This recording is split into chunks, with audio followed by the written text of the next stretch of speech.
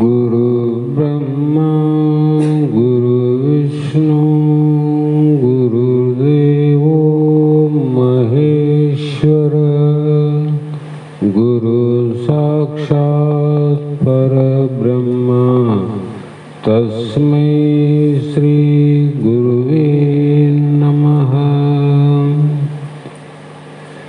जगदादि जगद्गुरु अद्वैत सार्वभौम सद्गुरु ಸಿದ್ಧಾರೂಢ ಮಹಾಸ್ವಾಮಿಗಳ ಶ್ರೀಪಾದ ಪದ್ಮಗಳಿಗೂ ಆರೂಢ ಜ್ಯೋತಿ ಸದ್ಗುರು ಶಿವಪುತ್ರ ಮಹಾಸ್ವಾಮಿಗಳ ಶ್ರೀಪಾದಗಳಿಗೂ ಶ್ರೋತ್ರಿಯ ಬ್ರಹ್ಮನಿಷ್ಠ ಬ್ರಹ್ಮಲೀನ ಸದ್ಗುರು ಬಸವಾನಂದರ ಚರಣ ಕಮಲಗಳಿಗೂ ಅನಂತ ದೀರ್ಘ ದಂಡ ಪ್ರಣಾಮಗಳನ್ನು ಸಮರ್ಪಿಸುತ್ತ ಸದ್ಗುರು ಸಿದ್ಧಲಿಂಗಪ್ಪ ತಾತ ಕಪಗಲ್ ಇವರನ್ನು ಮನದೋಳು ಧ್ಯಾನಿಸುತ್ತ ತಮ್ಮೆಲ್ಲರಿಗೂ ವಂದಿಸುತ್ತ ಈ ದಿನ ಶ್ರೀಮದ್ ಭಗವದ್ಗೀತೆ ಎನ್ನುವ ಗ್ರಂಥದ 11ನೇ ಅಧ್ಯಾಯದ 48ನೆಯ ಶ್ಲೋಕ ಇಂದಿನ ಆಧಾರದ ವಿಷಯವಾಗಿದ್ದು, ಪರಮಾತ್ಮನ ಮೂಲ ಸ್ವರೂಪದ ದರ್ಶನ ಆಗಬೇಕಾಗಿತ್ತಂದರೆ ಅದು ಬಹಳ ಜನ್ಮಾಂತರದ ಪ್ರಯತ್ನಗಳು ಪುಣ್ಯಗಳು ಪ್ರಾಪ್ತಿಯಾದಂಥ ವ್ಯಕ್ತಿಗೆ ಮಾತ್ರ ಇದು ಸಾಧ್ಯ ಅನ್ನುವಂಥ ಮಾತನ್ನು ಹೇಳ್ತಾ, ಮತ್ತು ಉಳಿದಂತೆಲ್ಲ ಜಗತ್ತಿನಲ್ಲಿ ವೇದ ಯಜ್ಞ ಯಾಗ ಧ್ಯಾನ ಜಪ ತಪ ಇಷ್ಟೆಲ್ಲವೂ ಇದ್ದಾವೆಂದರೆ ಅವುಗಳಿಂದ ಮೂಲ ಸ್ವರೂಪದ ಜ್ಞಾನ ನಮಗೆ ಆಗ್ತದೇನು ಅಂತ ಒಂದು ಪ್ರಶ್ನೆ ಮಾಡಿದರೆ, ಶ್ರೀಕೃಷ್ಣ ಭಗವಂತ ಅರ್ಜುನನಿಗೆ ಈ 48ನೆಯ ಶ್ಲೋಕದಲ್ಲಿ ನ ವೇದ ಯಜ್ಞ ಅಧ್ಯಾಯನೈ ನ ದಾನೈ ನ ಚ ಕ್ರಿಯಾಭಿ ನ ತಪೋಭಿ ಉಗ್ರೈ ಏವಂ ರೂಪಂ ಶಕ್ಯ ಅಹಂ ಅನ್ಯಲೋಕೆ ದೃಷ್ಟಂ ತ್ವದ್ ಅನ್ನೇನ ಕುರು ಪ್ರವೀರ ಅಂತ ಈ ಶ್ಲೋಕದಲ್ಲಿ ಎಷ್ಟು ಚಂದ ಹೇಳ್ತಾರಂದ್ರೆ, ದಾನದಿಂದಲೂ ಇಲ್ಲ, ಕ್ರಿಯೆ ಕರ್ಮಗಳಿಂದಲೂ ಇಲ್ಲ, ಉಗ್ರವಾದ ತಪಸ್ಸಿನಿಂದಲೂ ಇಲ್ಲ, ಮತ್ತೆ ಮಾನವ ಲೋಕದಲ್ಲಿ ವೇದ ಮತ್ತು ಯಜ್ಞಗಳ ಅಧ್ಯಯನದಿಂದಲೂ ಇಲ್ಲ. ಅಂದ್ರೇನು? ಅರ್ಥಾತ್ ಕಾಣಿಸಿಕೊಳ್ಳಲಾರ ಅಥವಾ ತೋರಲಾರ ಅಂತ ಅರ್ಥ. ಮತ್ತು ಯಾರಿಂದ ಅಂದರೆ ಅದು ವಿಶೇಷವಾಗಿ ವಿಂಗಡಣೆ ಮಾಡ್ತಾರೆ. ವಿಶ್ವರೂಪ ಭಗವಂತ ಅದು ಹೇಗಿದೆ ಅಂದರೆ ಭಿನ್ನ ಸ್ವರೂಪವಾಗಿರೋದು. ಆ ಪರಬ್ರಹ್ಮ ನಾನೆಂಬ ರೂಪ ಸಾಕ್ಷಾತ್ಕಾರ ಆಗಬೇಕಾದರೆ ಅದಕ್ಕೆ ಸಾಧನ ಯಾವುದು ಅಂದರೆ ಬಹಿರಂಗದ ಸಾಧನೆಗಳಲ್ಲ, ಅಂತರಂಗದ ಸಾಧನೆಗಳು. ಇಲ್ಲೇ ತೆಗೆದುಬಿಟ್ರು, ಬಹಿರಂಗದ ಸಾಧನೆ ಇಲ್ಲ. ಯಾಕಂದರೆ ಆತ್ಮ ಸಾಕ್ಷಾತ್ಕಾರದ ಅನುಭವ ಅಂತರಂಗದಲ್ಲೇ ಆಗುವುದು ವಿನ, ಅಂತರಂಗದಲ್ಲಿ ತೋರುವುದು ವಿನ ಬಹಿರಂಗದಲ್ಲಿ ತೋರುವುದಲ್ಲ. ಯಾಕೆ ತೋರಂಗಿಲ್ಲದಂದರೆ ಅದಕ್ಕೆ ನಾಮರೂಪ ರಹಿತವಾದ ನಿರಾಕಾರ ಪರಬ್ರಹ್ಮ. ಹೊರಗಡೆ ಏನಾದರೂ ನಾವು ನೋಡ್ತೀವಿ, ಕಾಣ್ತೀವಿ ಅಂದರೆ ಅವೆಲ್ಲಕ್ಕೂ ಒಂದಿಲ್ಲ ಒಂದು ನಾಮರೂಪ ಇರುವ ಕಾರಣ ಅವನ ನೋಡಲಿಕ್ಕೆ ಬರ್ತದೆ. ಅದರಂತೆ ಬಹಿರಂಗದ ಯಾವುದೋ ಸಾಧನೆಯನ್ನು ಮಾಡಿ ಪ್ರಪಂಚವನ್ನು ಬಹಿರಂಗದಲ್ಲಿ ನೋಡಿದಂತೆ ಪರಬ್ರಹ್ಮನನ್ನು ನೋಡಲಿಕ್ಕೆ ಸಾಧ್ಯ ಆದೇನು ಅಂದರೆ ಅದು ಸಾಧ್ಯವಾದದ್ದಲ್ಲ. ಅದಕ್ಕೆ ಶಾಸ್ತ್ರವು ಏನು ಹೇಳ್ತದ ಅಂದರೆ, ಕರ್ಮದಿಂದಾಗಲಿ ಉಪಾಸನೆಯಿಂದಾಗಲಿ ಕರ್ಮಜ್ಞಾನ ಸಮುಚ್ಚಯದಿಂದಾಗಲಿ ಉಂಟಾಗುವ ಕೇವಲ ಆತ್ಮಜ್ಞಾನದಲ್ಲೇ ಉಂಟಾಗುತ್ತದೆ. ಕೆಲವರು ಕರ್ಮದಿಂದ ಅಂತ ಹೇಳ್ತಾರೆ, ಇನ್ನವರು ಬರೇ ಜ್ಞಾನದಿಂದ ಅಂತ ಹೇಳ್ತಾರೆ. ಬರೇ ಜ್ಞಾನದಿಂದ ಹೇಗಾತ್ರಿ? ಬರೇ ಕರ್ಮದಿಂದ ಆಗೋದಿಲ್ಲ. ಕರ್ಮಜ್ಞಾನ ಸಮುಚ್ಚಯವಾದಿಗಳಂತ. ಈ ಕಡೆ ಜ್ಞಾನನೂ ಬೇಕು, ಈ ಕಡೆ ಕರ್ಮನೂ ಬೇಕು. ಎರಡು ಜ್ಞಾನ ಕರ್ಮ ಯಾರು ಮಾಡ್ತಾರೋ ಅವರಿಗೆ ಆತ್ಮಜ್ಞಾನದ ಅನುಭವ ಆಗ್ತದಂತ ಅವ್ರು ಹೇಳ್ತಾರೆ. ಅದಕ್ಕೆ ಇಲ್ಲಿ ಅದರಿಂದ ಉಂಟಾಗದೆ ಕೇವಲ ಆತ್ಮಜ್ಞಾನ. ಕೇವಲ ಆತ್ಮಜ್ಞಾನದಾಗ ಜ್ಞಾನದಲ್ಲಿ ಬಹಳಷ್ಟಾವ. ಕೇವಲ ಅಂದರೆ ತತ್ವಮಸಿ ಮಹಾವಾಕ್ಯದ ವಾಚಾರ್ಥ ಲಕ್ಷಾರ್ಥವನ್ನು ಭಾಗ ತ್ಯಾಗ ಮಾಡಿ ವಾಚಾರ್ಥವನ್ನು ಬಿಟ್ಟು ಲಕ್ಷಾರ್ಥದ ದೃಢ ಅಪರೋಕ್ಷ ಜ್ಞಾನ ಯಾವಾಗ ಆಗ್ತದ ಆ ಜ್ಞಾನದಿಂದ ಸ್ವರೂಪ ಉಂಟಾಗ್ತದೆ. ಅದಕ್ಕೆ ಜ್ಞಾನ ದೇವತು ಕೈವೇಲ್ಯ ಅಂದರು, ಪ್ರಮಾಣ ಕೊಟ್ಟರು ಅವರು. ಅದಕ್ಕಾಗಿ ನಮಗೆ ಇಷ್ಟು ಅದು ಬಿಟ್ಟು ಬರೋಕ್ಕಾಗೋಲ್ತು ನೋಡ್ರಿ. ಭಗವಂತನೇ ಹೇಳ್ತಾನ, ಜ್ಞಾನದಿಂದಲೇ ಮೋಕ್ಷ. ಅದನ್ನು ಬಿಟ್ಟರೆ ಮತ್ತಾವ ಕರ್ಮದಿಂದ ಉಪಾಸನದಿಂದ ಆಗೋದಿಲ್ಲ ಅಂತ ಹೇಳ್ತದ ವೇದನೆ. ಆದರೂ ಕೂಡ ಕರ್ಮ ಉಪಾಸನೆ ಒಪ್ಪಿದಂಗೆ ಮನಸ್ಸು ಜ್ಞಾನಕ್ಕೆ ಒಪ್ಪವಲ್ತು. ನಮ್ಮ ಮನಸ್ಸು ಕರ್ಮಕ್ಕೆ ಉಪಾಸನೆಗೆ ಒಪ್ಪ್ಯಾವ. ಕರ್ಮದ ಏನೇ ಕ್ರಿಯೆ ಎಷ್ಟು ಶಾಸ್ತ್ರಬದ್ಧವಾಗಿ ಚೂರು ತಪ್ಪಬಾರದು ಅಂತ ನಿಯಮವನ್ನು ಆಚರಣೆ ಮಾಡ್ತೀವಿಲ್ರಿ. ಏನಾದರೂ ಉಪಾಸನೆ ಮಾಡಂದ್ರೆ ಅದನ್ನು ಮಾಡ್ತೀವಿ. ಇಲ್ಲಿ ತನುವ ದಂಡಿಸಬೇಡ, ಮನವ ನಿಲ್ಲಿಸಬೇಡ, ಮನೆ ಮಾರುದುರಿಯಲೇಬೇಡ. ಎಷ್ಟು ಚಂದ ಹೇಳ್ಯಾರ ಮಹಾತ್ಮರು. ಧನವನೀಗರಬೇಡ, ಇನಿತು ಜ್ಞಾನ ಸಂಜನಿಸಲು ಅಗವೆಲ್ಲವೂ ಪೋಪುದು ಅದರಿಂದೇ ನಂಬು ಜ್ಞಾನವೆಂತ ಮಹಾತ್ಮರು ಹೇಳಿದರು. ಆದರೂ ಕೂಡ ಕರ್ಮ ನಂಬಿದಂತೆ ಜ್ಞಾನವನ್ನು ನಂಬಲಿಕ್ಕೆ ಭಾಳ ಕಷ್ಟ ಅದ. ಯಾಕೆ ಕಷ್ಟ ಆಯ್ತ್ರಿ ಅಂದರೆ ಇದು ಒಂದು ದಿನದ ಒಂದು ಜನ್ಮದ ಸಂಸ್ಕಾರ ಅಲ್ಲ, ಸಾವಿರಾರು ವರ್ಷಗಳ ಸಂಸ್ಕಾರ ಅದ ಮನುಷ್ಯನಿಗೆ ಕರ್ಮದಲ್ಲಿ. ಅಷ್ಟು ವರ್ಷದ ಕರ್ಮಗಳು ಒಂದೇ ಸಲ ಬಿಟ್ಟು ಹೋಗಬೇಕಾಗಿದ್ರೆ ಅದಕ್ಕೆ ಬಹಳ ಸದೃಢವಾದಂಥ ಮನಸ್ಸು ಬೇಕಾಗ್ತದೆ, ಸದೃಢವಾದ ವೈರಾಗ್ಯ ಬೇಕಾಗ್ತದೆ. ಹಾಗಾಗಿ ಆತ್ಮ ಸಾಕ್ಷಾತ್ಕಾರದ ವಿಷಯದಲ್ಲಿ ನಾವು ಆತ್ಮಾನುಭವ, ಆತ್ಮ ಸಾಕ್ಷಾತ್ಕಾರ, ಬ್ರಹ್ಮ ಸಾಕ್ಷಾತ್ಕಾರ ಅಂತ ಹೆಸರುಗಳು ಬರಲಿ. ಇವೆಲ್ಲ ಮಾಡಿಕೊಳ್ಳಲಿಕ್ಕೆ ನಮಗೆ ಯಾವ ಸಾಧನ ಅಂದರೆ ವೇದಗಳೇ ಪ್ರಮಾಣ. ಹೌದು, ಅಂಥ ವೇದಗಳು ಕೂಡ ಕೊನೆಗೆ ತಮ್ಮ ಬಾಯಿಯನ್ನು ಮುಚ್ಚಿಕೊಂಡವು, ಬಂದ್ ಮಾಡಿದವು. ಯಾಕಂದ್ರೆ ವೇದ ಅಧ್ಯಯನದಿಂದನೂ ಅಲ್ಲ, ಅವು ಮಾತಾಡ್ತಾವ. ಮಾತಾಡಿ ಆಡಿ ಕೊನೆಗೆ ಅವೇ ಮೂಕಾದವು.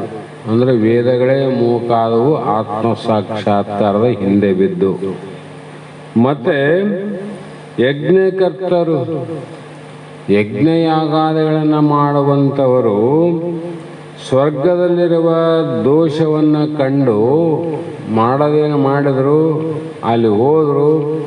ಅಲ್ಲಿ ದೋಷವನ್ನು ಕಂಡ ಮೇಲೆ ಜ್ಞಾನ ಪ್ರಾಪ್ತಿಗಾಗಿ ಪುನಃ ಸ್ವರ್ಗ ಲೋಕದಿಂದ ಮಾನವ ಲೋಕಕ್ಕೆ ಹಿಂದಿರುಗಿ ಬಂದರು. ನೋಡ್ರಿ ಹೆಂಗದ, ಅಲ್ಲಿ ಹೋದರು, ಅಲ್ಲಿ ಸಿಗಲಿಲ್ಲ. ಮತ್ತೆ ಆ ಒಂದು ಸಾಕ್ಷಾತ್ಕಾರಕ್ಕಾಗಿ ಮತ್ತೆ ಮಾನವ ಲೋಕಕ್ಕೆ ಅವರು ವಾಪಸ್ ಬಂದರು. ಅರ್ಥಾತ್ ಅವರಿಗೂ ಆಗಲಿಲ್ಲ ಅಂತ ಅರ್ಥ. ಯೋಗ ಸಾಧನದಿಂದ ಯೋಗ ಏನಂತಾರಲ್ಲ, ಯೋಗ ಸಾಧನದಿಂದ ಅನೇಕ ಕಷ್ಟಗಳನ್ನು ಅನುಭವಿಸಿ ನಂತರದಲ್ಲಿ ಅಲ್ಲಿ ಕೂಡ ಸುಖವಿಲ್ಲವೆಂದು ತಿಳಿದರು. ಯೋಗ ಮಾಡಿದವರು ಕೇಳಬೇಕು, ನಿಜವಾಗಿ ಯೋಗ ಮಾಡಿದವರು ನಿಜವಾದ ಮಾತನ್ನು ಹೇಳ್ತಾರೆ. ಯಾಕಂದ್ರೆ ನಿಜವಾಗಿ ಮಾಡಿರ್ತಾರಲ್ಲ, ಇಲ್ಲಪ್ಪ ಅಲ್ಲಿ ನನಗೇನು ಕಷ್ಟನೇ ಆಯ್ತೀವಿನ ಸುಖ ಆಗಲ್ಲ ಅಂತ ಹೇಳ್ತಾರೆ. ಕೆಲವು ಅಭಿಮಾನಕ್ಕಾಗಿ ಮತ್ತೆ ಕೆಲವು ಜನರನ್ನು ಮರಳು ಮಾಡೋದಕ್ಕೋಸ್ಕರವಾಗಿ ಯೋಗ ಏನು ಮಾಡ್ತಾರಲ್ಲ, ಅವರು ಅತ್ಯಂತ ಅದ್ಭುತವಾದ ಬೆಳಕನ್ನು ಕಂಡೆ ಅಂತ ಅವ್ರು ಹೇಳ್ತಾರೆ. ಶಾಸ್ತ್ರವೇದ ಹೇಳ್ತಾವ, ಅವ್ರಿಗೆ ಇಲ್ಲ ಅಂತ ಇವು ಹೇಳ್ತಾವ. ಯಾಕಂದ್ರೆ ನಿನಗ ಮಾಡುವಾಗನೇ ನಿನಗೆ ದುಃಖ ಕೊಡ್ತದಂದ್ರೆ ಮಾಡಲಿಕ್ಕೆ ಕುಂತಾಗ ಆನಂದ ಹೆಂಗೆ ಕೊಡ್ತಾವ? ಮೊದಲೇ ದುಃಖ ಅದ, ಆಮೇಲೆ ಸುಖ ಹೆಂಗಾಗ್ತದ? ಹಾಗಾಗಿ ಅವರು ತಮ್ಮ ಯೋಗ ಅಭ್ಯಾಸವನ್ನು ಬಿಟ್ಟು ಜ್ಞಾನ ಅಭ್ಯಾಸದ ಕಂಕಣವನ್ನು ಕಟ್ಟಿದರು. ಸುಮ್ಮನೆ ಕುಂದಿರಲಿಲ್ಲ ಅವರು. ಯಾಕಂದ್ರೆ ನಿಜವಾದ ಆತ್ಮ ಸಾಕ್ಷಾತ್ಕಾರ ಬೇಕಾಗ್ಯದ. ಇಲ್ಲಿಲ್ಲ ಅಂದ್ರೆ ಮತ್ತೆ ಮುಂದೆ ಹೋಗ್ಬೇಕಲ್ಲ. ಜ್ಞಾನದ ಕಂಕಣ ಕಟ್ಟಿದ್ರು ನೋಡಿ, ಯೋಗದ ಕಂಕಣ ಬಿಚ್ಚಿ ಹಾಕಿದ್ರು, ಜ್ಞಾನದ ಕಂಕಣವನ್ನು ಕಟ್ಟಿಕೊಂಡು ಮತ್ತೆ ಕೇವಲ ವೇದ ಅಧ್ಯಾಯವನ್ನು ಸತ್ಕರ್ಮಗಳನ್ನು ಮಾಡಿ ಬಂದ ಪುಣ್ಯದ ಫಲದಿಂದ ಸತ್ಯ ಲೋಕದವರೆಗೆ ಹೋಗಿ ಬಂದರು. ಭಾಳ ಪುಣ್ಯವನ್ನು ಮಾಡಿದರು, ವೇದ ಅಧ್ಯಯನವನ್ನು ಮಾಡ್ಯಾರ. ಆ ಪುಣ್ಯದ ಫಲದಿಂದ ಸತ್ಯಲೋಕದವರೆಗೆ ಹೋಗಿ ಆ ಸತ್ಯಲೋಕವು ಕೂಡ ಅಶಾಶ್ವತವೆಂದು ತಿಳಿದು ನಿತ್ಯ ಸುಖವು ಅಲ್ಲಿ ಪ್ರಾಪ್ತವಾಗಲಾರದೆಂದು. ನಾವೇನು ಇವರು ಶಬ್ದ ಜಾಲಕ್ಕೆ ಹೋಗಿ ಸತ್ಯ ಸುಖ ಅಂದ, ನಾವು ಬ್ರಹ್ಮ ಸತ್ಯ ಜಗನ್ಮಿಥ್ಯೆ ಅಂತೀವಲ್ಲ, ಅದ್ರಂಗೆ ಸತ್ಯಲೋಕ ಅಂದರೆ ಆ ಸತ್ಯಲೋಕದಲ್ಲಿ ಆದಂದ್ರು. ಇವರಿಗೆ ಸರಿ ಅನಿಸ್ತಲ್ಲ, ಸತ್ಯಲೋಕ ಅಂತಲೇ ಇಟ್ಟರಂದ್ಮೇಲೆ ಅಲ್ಲಿ ಇರಬಹುದು ಅಂತ ಅನಂತ ಪುಣ್ಯ ಕಾರ್ಯಗಳನ್ನು ವೇದ ಅಧ್ಯಾಯಗಳನ್ನು ಮಾಡಿ ಆ ಫಲದಿಂದ ಅಲ್ಲಿ ಹೋದಾಗ ಗೊತ್ತಾಯ್ತು ಇದು ಅಸತ್ಯ ಲೋಕದವಿನ ಸತ್ಯಲೋಕ ಅಂತ ಗೊತ್ತಾಯ್ತು. ಕೆಲವೊಂದು ಹೆಸರು ಹಂಗಿರ್ತಾವ. ನಮ್ಮಲ್ಲಿ ತಾತನವ್ರು ಹೇಳ್ತಿದ್ರಲ್ಲ, ಶ್ರೀಮಂತ ಮಾಸ್ತರ್ ಅಂತ ಆರಲ್ಲ ಈಗ. ಅವರು ಪಾಪ ಮೊದಲು ಬಹಳ ಬಡವರಿದ್ರು, ಬಡತನ ಇತ್ತು. ಅವರು ಸತ್ಯವಾಗಿ ಇವತ್ತಿಗೂ ಕೂಡ ಆ ಮಾತನ್ನು ಹೇಳಿ ಕಣ್ಣೀರಾಗ್ತಾರೆ. ಅಪ್ಪವರು ನಮ್ಮ ಮನೆಗೆ ಬಂದಾಗ ನಮ್ಗೆ ಎಷ್ಟು ಕಷ್ಟ ಇತ್ತಂದರೆ ಅದು ಹೇಳಕ್ಕೆ ಬರಲಾರ್ದಪ್ಪ. ಆದರೆ ಅವರು ನಮಗೆ ಆಶೀರ್ವಾದ ಮಾಡಿದ ಮೇಲೆ ಈಗ ಹೆಂಗಾಗಿರಂತ ನಿಮಗೆ ಗೊತ್ತಲ್ಲ. ಆ ಕಾಲದಲ್ಲೇ ಅವರಿಗೆ ಶ್ರೀಮಂತ ಅಂತ ಹೆಸರು. ಅವ್ರು ಹೇಳ್ತಿದ್ರು, ಶ್ರೀಮಂತ ಅಂದರೆ ರೊಕ್ಕ ರೂಪಾಯಿದಿಂದ ಶ್ರೀಮಂತ ಅಲ್ಲ ತಮ್ಮ, ಹೆಸರು ಶ್ರೀಮಂತ ಅಂತಿದ್ರು. ಅದಂಗ ಸತ್ಯಲೋಕ ಅಂದ್ರೇನು, ಹೆಸರಿಗೆ ಸತ್ಯಲೋಕ. ಶ್ರೀಮಂತ ಅಂದಲ್ಲಿ ಬಡತನ ಹಂಗಿತ್ತು, ಸತ್ಯಲೋಕ ಅನ್ನುವಲ್ಲಿ ದುಃಖ ಇತ್ತು ಅಂತ ಅರ್ಥ. ಹಾಗಾಗಿ ಮತ್ತೆ ಕಷ್ಟ ಸಾಧ್ಯವಾದ ಕರ್ಮರಂಗವನ್ನು ಬಿಟ್ಟು ಸುಲಭ ಸಾಧ್ಯವಾದ ಜ್ಞಾನ ರಂಗವನ್ನು ಪ್ರವೇಶ ಮಾಡಿದರು ಇವರೆಲ್ಲರೂ. ಎಲ್ಲರೂ ಬಂತು ನೋಡಿದ್ರಾಗ. ವೇದ ಅಧ್ಯಯನ ಮಾಡಿದವರು ಬಂತು, ಸತ್ಯಲೋಕಕ್ಕೆ ಹೋದರು ಬಂತು, ಯಜ್ಞ ಯಾಗ ಮಾಡಿದವರು ಬಂತು, ಸ್ವರ್ಗ ಲೋಕಕ್ಕೆ ಹೋಗಿ ಬಂದವರು ಬಂತು. ಇವರೆಲ್ಲ ಆತ್ಮ ಸಾಕ್ಷಾತ್ಕಾರವನ್ನು ಮಾಡಿಕೊಳ್ಳಲಾರರು. ಯಾಕ? ಅಲ್ಲಿದ್ದ ಬಂದು ತಪಸ್ಸಿಗೆ ಗಂಟು ಬಿದ್ರು ಇವರು. ತಪಸ್ಸು ತಪಸ್ಸ. ಆ ತಪಸ್ಸಿಗೆ ಏನಾದಂದ್ರೆ ಅಣಿಮಾದಿ ಸಿದ್ಧಿಗಳ ಫಲಪ್ರಾಪ್ತಿಯಾದ ಇಲ್ಲಂತಲ್ಲ.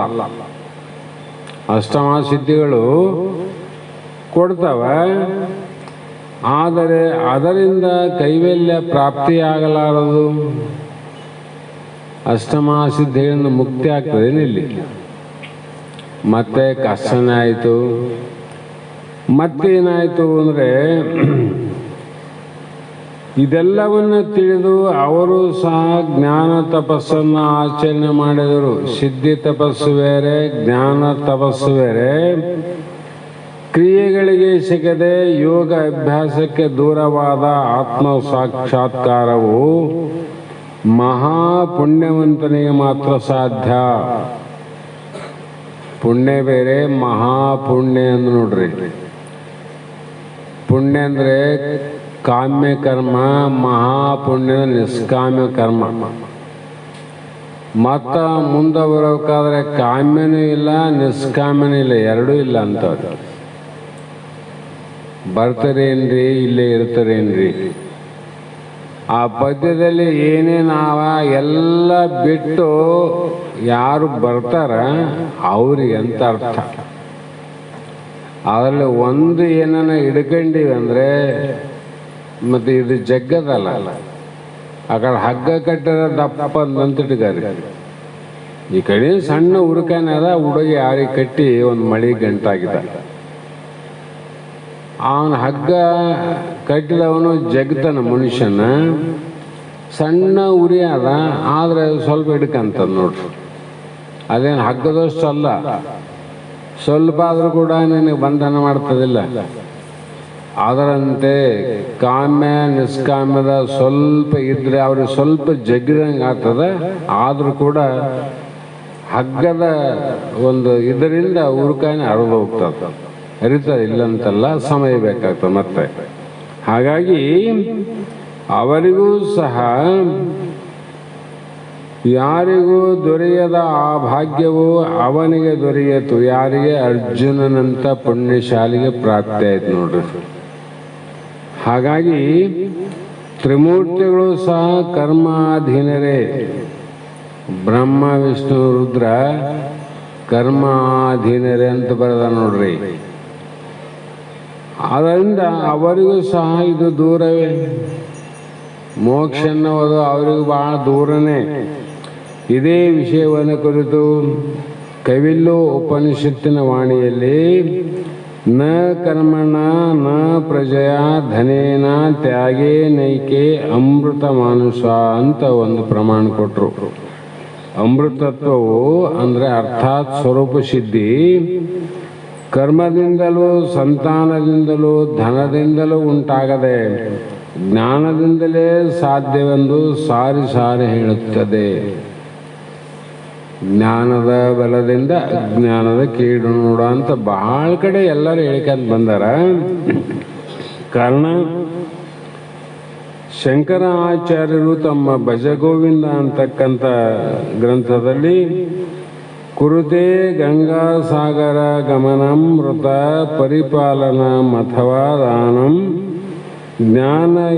ಜ್ಞಾನವಿಹೀನ ಸರ್ವಮತೇನ ಮುಕ್ತಿನ್ ಭಜತಿ ಜನ್ಮಸತೇನ ಅಂದರು. ಒಂದು ಜನ್ಮ ಅಲ್ಲ, ಜನ್ಮಸತೇನ ಅಂದರು. ಕಾರಣ ಗಂಗಾ ಸಾಗರ ಯಾತ್ರೆಯನ್ನು ಮಾಡು, ಅನೇಕ ವ್ರತಗಳನ್ನು ಮಾಡು, ಗೋದಾನಂತ ಅನೇಕ ದಾನಾದಿಗಳನ್ನು ಮಾಡಿ ಮುಕ್ತಿಯು ದೊರೆಯದೆ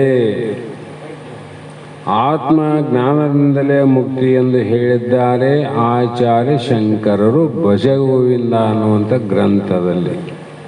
ಹೀಗೆ ಮುಕ್ತಿಗೆ ಜ್ಞಾನದ ವಿನಃ ಬೇರೆ ಸಾಧನವಿಲ್ಲೆಂದು ನಿಶ್ಚಯವಾಗುತ್ತದೆ. ಇದೇ ಮಾತನ್ನ ಶಿವಶರಣರು ಏನು ಹೇಳಿದರು ಅಂದರೆ, ವೇದ ಓದಿದರೆ ಇಲ್ಲ, ಮತ್ತ ಶಾಸ್ತ್ರ ಸಾಧಿಸಲು ಅರಿಯದು, ವಾದ ಮಾಡುತ್ತಾ ಗೆಲ್ಲುತ್ತೆಲ್ಲರ ಬಾಯಿ ಕಟ್ಟಲು ದೊರೆಯದು, ಬೀದಿಯೊಳಗಿನ ಬೆನುಗು ದೈವ ಮೊರೆಯಲಿಂದಾಗದು, ನಾದ ಬಿಂದುದ ಕಳೆಯ ಸಾಧಿಸಿ ಬೇರೆ ತರಾಗಿ ತೋರದು ಅಂತ ವಚನಲ್ಲಿ ಹೇಳ್ತಾರೆ. ಅಂದರೆ ಮೋಕ್ಷಕ್ಕೆ ಒಳಗಿನ ಕರ್ಮ ಹೊರಗಿನ ಕರ್ಮಗಳಾಗಲಿ ಸಾಧನವಾಗದೆ ಕೇವಲ ಅಂತರಂಗದ ಶುದ್ಧ ಜ್ಞಾನವೇ ಸಾಧನ.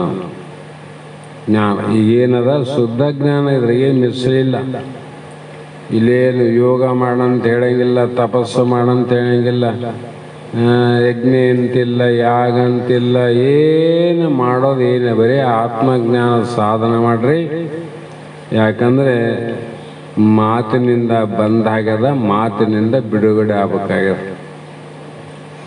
ಕರ್ಮದಿಂದ ಯೋಗದಿಂದ ಅಥವಾ ಯಜ್ಞ ಯಾಗದಿಂದ ಬಂಧನ ಆಗಿತ್ತಂದರೆ ಅವುಗಳನ್ನು ಮಾಡಿ ಪರಿಹಾರ ಮಾಡಿಕೊಳ್ಳಕ್ಕೆ ಬರ್ತಿತ್ತು. ಇದು ಅಜ್ಞಾನ. ಅಜ್ಞಾನ ಎದರಿಂದ ಬಂದದ? ಮಾತಿನಿಂದ. ಮತ್ತು ಅದು ಮಾತಿನಿಂದ ಬಿಡುಗಡೆ ಮಾಡಬೇಕಲ್ಲ, ಬೇರೆ ರೀತಿಯಿಂದ ಮಾಡೋಕ್ಕೋದ್ರೆ ಅನಾಹುತ ಆಗ್ತದೆ. ಹಾಗಾಗಿ ಮುಂದಿನ ಶ್ಲೋಕದಲ್ಲಿ ಕೂಡ ಮಹಾತ್ಮರು ಮಾತೆ ವ್ಯಥಾ ಮಾಚ ವಿಮೂಢಭಾವ ದುಷ್ಟಾರೂಪಂ ಘೋರಂ ಯದೃಕ್ ಮಮ ಇದಂ ವ್ಯಪತೇಭಿ ಪ್ರೀತಮನ ಪುನಃ ತ್ವಂ ತತ್ ಏವ ಮೇ ರೂಪಂ ಇದಂ ಪ್ರಪಶ್ಯೆ ಅಂತ ಇಲ್ಲಿ. ಅಂದರೆ ಈ ಜಗತ್ತಿನಲ್ಲಿ ವಿಶ್ವದಲ್ಲಿ ನನ್ನ ಈ ಉಗ್ರ ಸ್ವರೂಪವನ್ನು ನೋಡಿ ಭಯಪಡಬೇಕಾದ ಅಗತ್ಯವಿಲ್ಲ. ವಿಶ್ವರೂಪ ವಿರಾಟ ರೂಪವನ್ನು ನೋಡಿ ಭಯಪಡಬೇಕಾಗಿಲ್ಲ. ಯಾಕಂದರೆ ಭಯಪಟ್ಟು ನೀನು ಮೂಢನೂ ಆಗಬೇಡ. ಭಯವನ್ನು ಬಿಟ್ಟು ಪ್ರೇಮಪೂರ್ಣವಾದ ಮನವುಳ್ಳವನಾಗಿ ನೀನು ಕೇಳಿದ ಗುಪ್ತ ಸ್ವರೂಪ ಕೇಳಿದಲ್ಲ, ಆ ಸ್ವರೂಪವನ್ನು ನೀನು ನೋಡೋದಾದ. ನಿನ್ನೊಳಗೆ ನೀನು ನೋಡು ಯಾವುದು ಗೋಪಾಡು.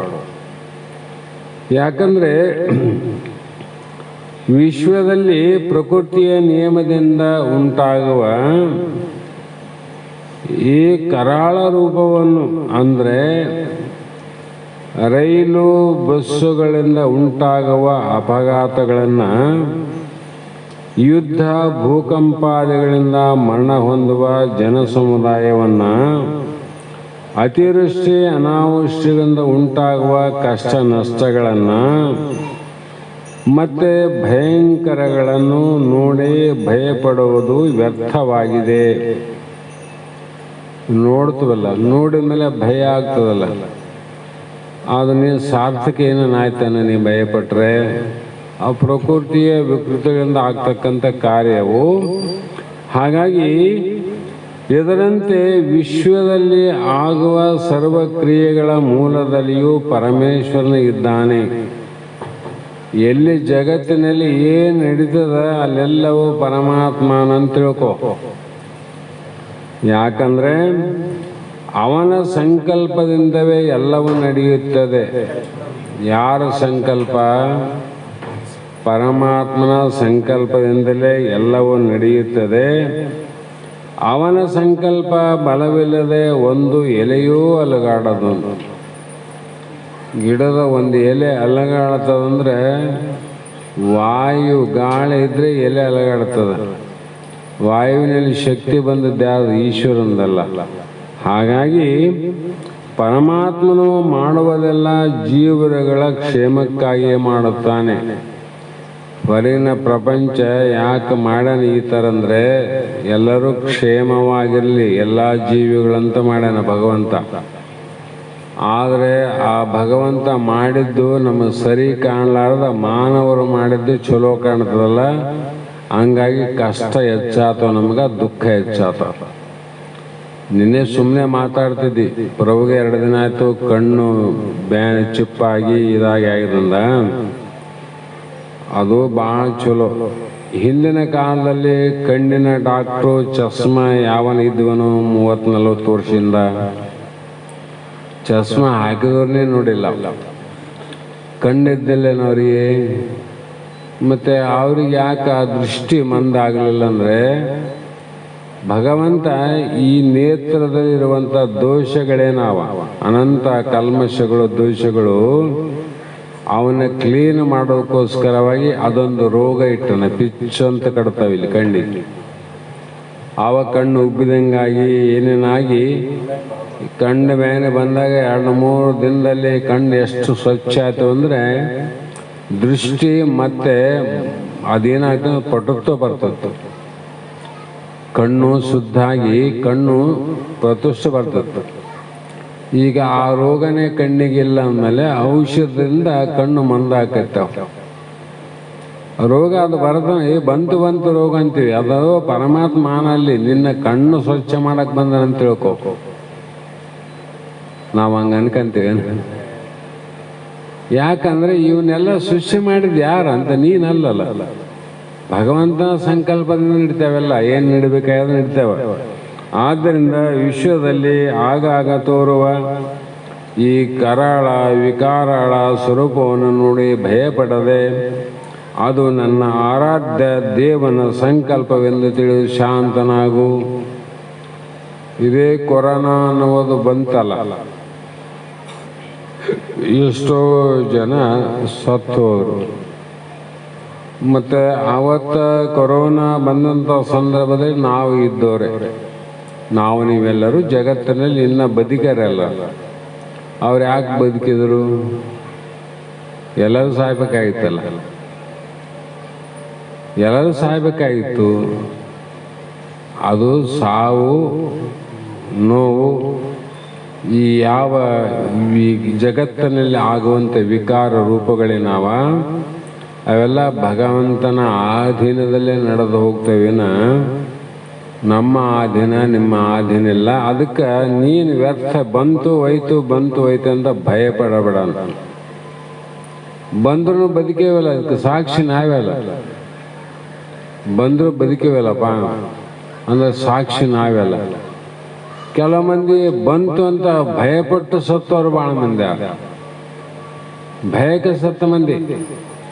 ಅದಕ್ಕಾಗಿ ವಿಶ್ವದಲ್ಲಿ ನಡೆಯುವ ಘೋರ ಕರ್ಮಗಳನ್ನು ನೋಡಿ ಭಯಪಡುವವನಿಗೆ ದುಃಖವು ಮತ್ತಷ್ಟು ಅಭಿವೃದ್ಧಿಯಾಗುತ್ತದೆ, ದುಃಖ ಹೆಚ್ಚಾಗ್ತದೆ. ಯಾಕಂದ್ರೆ ಲೋಕದ ಕರ್ಮಗಳನ್ನು ನೋಡಿ ಎಲ್ಲೋ ಏನೋ ಒಂದು ಅನಾಹುತ ಆಯಿತು ಯಾವುದೊಂದು ಮನೆಯಲ್ಲಿ, ಅದನ್ನು ನೋಡಿ ನಾವು ಮನೆಯಲ್ಲಿ ಆರಾಮಿದ್ದವರಿಗೆ ಮತ್ತೆ ಅದನ್ನ ಪುನಃ ಪುನಃ ನೆನೆಸಿ ಅವ್ರಿಗೆ ಹಂಗಾಯ್ತು, ನೀನು ಹಂಗೆ ಮಾಡ್ಕೋಬೇಡ, ನಿನಗೆ ಹಂಗಾಗೋದು ಬೇಡ ಅಂತ ಹೇಳಿ ಭಯ ಇಲ್ದವನಿಗೆ ಭಯ ಬಂತು ನೋಡು.